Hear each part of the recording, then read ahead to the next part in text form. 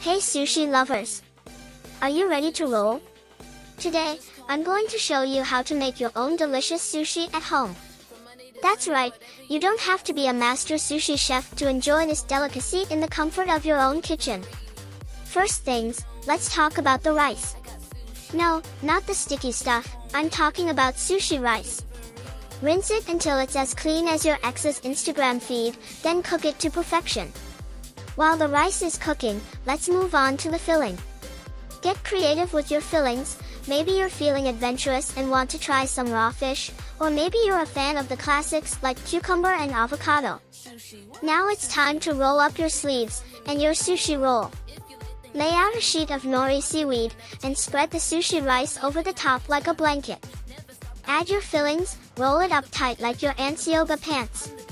Slice it up into bite-sized pieces, and voila, you're now a sushi master.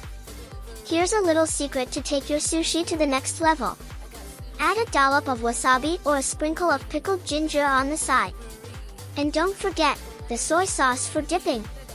Now go impress your friends and family with your newfound sushi making skills. Remember, if you mess it up, just call it sushi fusion. Thanks for rolling with me, see you next time. よかった。